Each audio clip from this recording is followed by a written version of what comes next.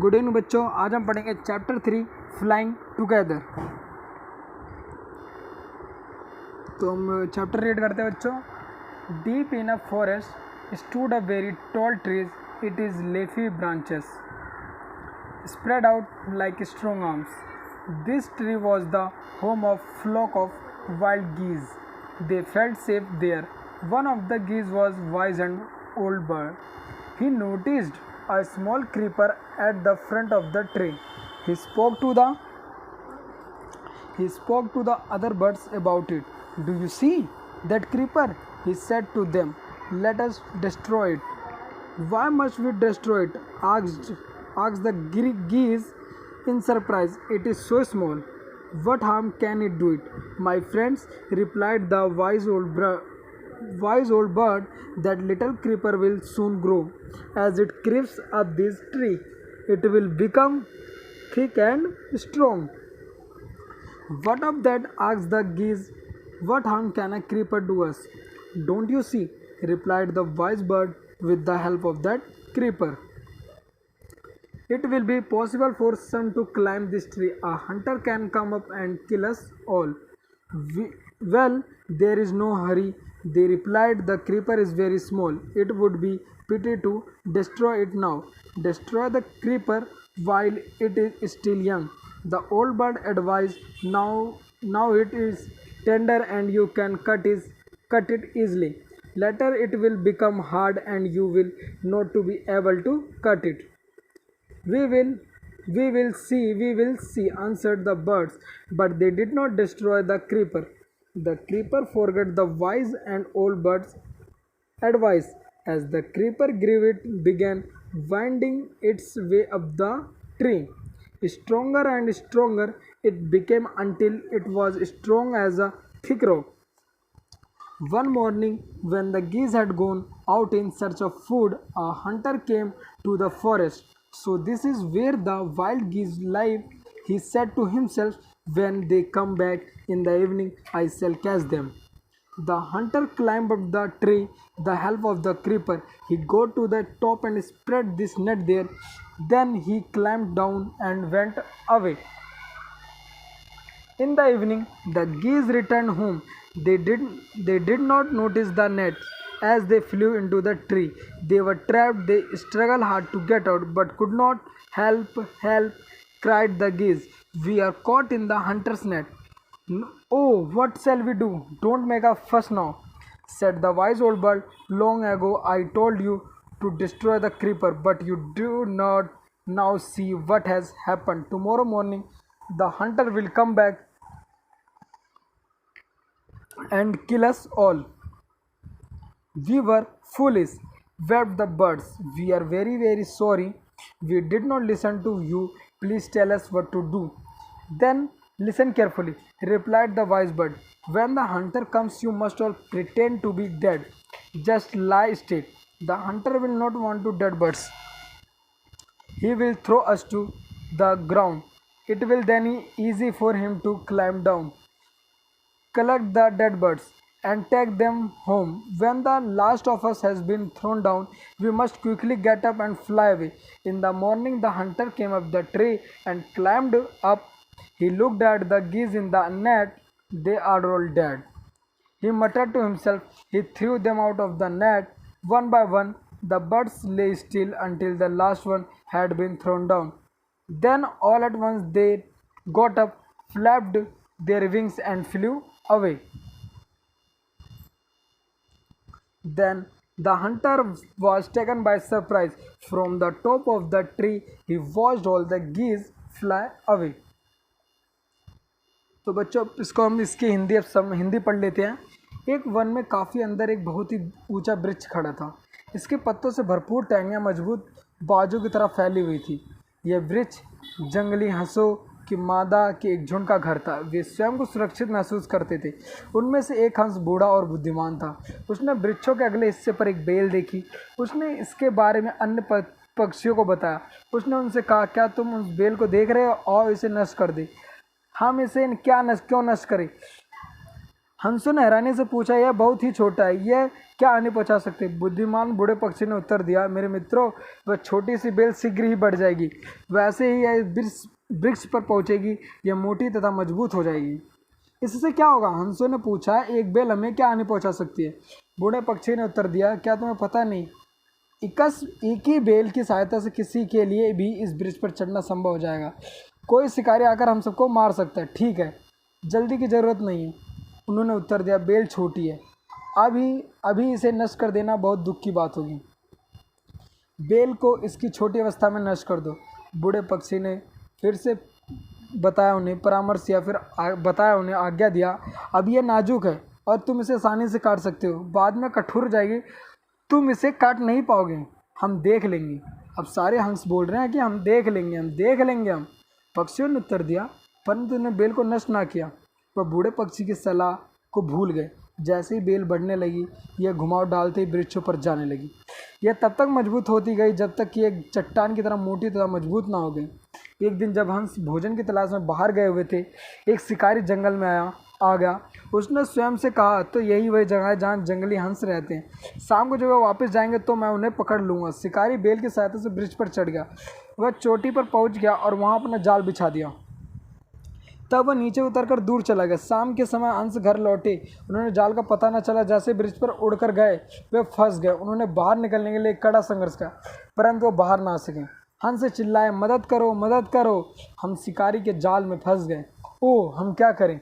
जब उपद्रव मत करो, बुद्धिमान बूढ़े पक्षी ने कहा था। मैंने तुम्हें बहुत समय पहले इस बेल को नष्ट करने के लिए कहा दिया था, परंतु तुमने इसे नहीं किया। अब देखो क्या हो गया। कल सुबह शिकारी वापस आएगा और हम सबको मार डालेगा। पक्षी रोने लगे, हम मूर्ख थे, हमें खेद है कि हमने आपकी बात नहीं सुनी, कृपया हमें बताइए कि हम क्या करें। बुद्धिमान पक्षी ने फिर से उत्तर दिया, तो ध्यानपूर्वक सुनो। जब शिकारी आए तो तुम सब मृत होने का दिखावा करना, बस शांत होकर पड़े रहना। शिकारी को मरे हुए पक्षी की जरूरत नहीं होगी, वह हमें धरती पर फेंक देगा, तब उसके लिए नीचे उतरना आसान रहेगा। पक्षियों को इकट्ठा करके उन्हें अपने घर ले जाना आसान नहीं रहेगा। जब हमसे आखिरी पक्षी को नीचे फेंका जाएगा तो हम तेज़ी से उड़ जाना होगा। प्रातः शिकारी वृक्ष के पास आया, उसके ऊपर चढ़ गया। उसने जाल में फंसे हंसों को देखा, वह स्वयं ही बड़बड़ाया, वे सही मरे हुए। उसने एक एक करके उन्हें जंगल जाल से बाहर फेंका। आखिरी पक्षी के नीचे गिराए जाने तक वे शांत रहे, बिना हिले डुले। जब लास्ट पक्षी एक नीचे आया तो सारे एक साथ फड़फड़ाए और उड़ गए। शिकारी हैरानी में पड़ गया। वह वृक्ष की चोटी से सभी हंसों को जड़कर जाते हुए देखता रहा। तो अब बच्चों पढ़ लेते ऊपर का क्वेश्चन। डू यू ऑलवेज ओबे your elders? Yes, it is my duty. क्या तुम अपने बड़े भाइयों की आज्ञा मानते हो? Yes, it is my duty. How would the elders feel when you don't obey them? आप जब बड़े लोगों की वो आज्ञा नहीं मानते तो कैसा फील करते हैं? They feel hurt and angry when you don't obey them. How much time do you spend with your grandparents? What do you do when are with them? I spend 2 hours with my grandparents. I help them in getting the things they need and take them outside the house in fresh air. Can you recall an incident when you disobeyed your grandparents? What happened when you didn't do as they asked you to do? Answer: I can recall no such incident. I never disobey the grandparents. गीज, बत्तखे, ये बच्चों बत्तखे होती है गीज। Creeper, bell के पत्ते। Winding, circular course घुमावदार। Destroy, नष्ट करना। Advice, किसी को आप सलाह देते हो। फुस, फुस मतलब उपद्रव मचाना।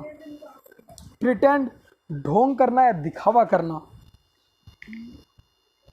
मटर्ड मतलब बड़बड़ाना।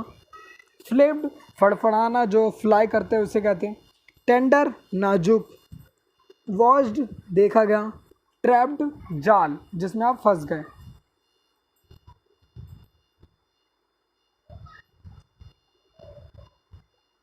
आप बताओ। There was no wise bird in the forest. गलत। ये बोल रहा पहला बच्चा क्वेश्चन है पहला। There was a no wise, क्या कोई बुद्धिमान पक्षी नहीं था उसके जंगल में? गलत। एक था, बूढ़ा पक्षी था जो उन्हें बुद्धिमान था और जो उन्हें बताता था कि इसको हमें नष्ट कर देना चाहिए। अगला question, a flock of parrots lived in the tree. No, गलत। The hunter climbed up the tree with the help of ladder. No, वो किसके कारण चला था? क्रीपर के कारण, जो बेल के पत्तों थे उसके कारण वो पेड़ पर चढ़ा था। When caught in the net the foolish birds began to say help help. Yes, जब वो उस जाल में फंस गए थे तो वो सब क्या चिल्ला रहे थे? Help help help. The hunter did not throw the dead geese. The hunter did not throw the dead geese. क्या वो मरे हुए बत्तों को उसने फेंका नहीं था? गलत, उसने उन बत्तों को फेंका था। That's called false. The wise old bird helped the foolish bird to escape। Yes, उस बुद्धिमान पक्षी ने उन सबको भगाने में क्या की थी? मदद। Where did the geese live? The geese lived in the forest. अब ये पूछ रहे जो बत्तखें थी या फिर जो हंस थे वो कहाँ रहते थे? The geese lived in a forest tree, वो जंगल के पेड़ों पर रहती थी। What advice did the old bird give to the other birds? The old bird advise the other birds to destroy the creeper when it was young. उसने कहा था, उस बुद्धिमान पक्षी ने बोला था, जब ये क्रीपर जो यंग है इसे अभी हमें क्या कर देना चाहिए? डिस्ट्रॉय यानी नष्ट कर देना चाहिए। बट उसकी बात वो लोग नहीं सुनते। Third question, why did the old bird advise the other birds to destroy the creeper? It advise them to do so to be safe from the hunter. वो इसलिए उन्हें बताती है कि हमें उसे डिस्ट्रॉय करना चाहिए कि ताकि कोई शिकारी उस पेड़ पर चढ़कर उन्हें पकड़ ना ले। Fourth question, what did the hunter do to trap the geese? The hunter climbed up the top of the tree and cast his net there. उसने उधर उस जाल को फंसा दिया था। Why did the geese cry help help? The geese cried for help because they were caught in the hunter's net. वो इसलिए help help चिल्ला रही थी क्योंकि वो सब कहाँ फंस गए थे? जाल में। Why did the geese pretend to be dead? They pretend to be dead to save themselves from the hunter's cruel. उसकी निर्दयता से बचना चाहती थी।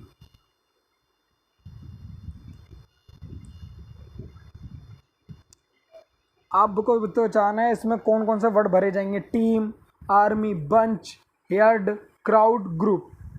The the dash of player is trying to hard to win this game. The team of players is trying to hard to win the game. तो पहले का answer बच्चों ये, ठीक है, फर्स्ट वन। सेकंड का answer, of children went for picnic last Sunday. A group of कौन सा बच्चों? ग्रुप ऑफ, ठीक है। अब फिर से हम करते हैं थर्ड वाला जो है, a dash of banana cost rupees this. The bunch of ये आएगा बच्चों इसका आंसर थर्ड का। A bunch of bananas cost rupees 16 these days। End of soldiers March and the Rajpath on the Republic day. तो यहाँ बच्चों राजपथ पे कौन चलते है? आर्मी कर रही है वहाँ पर।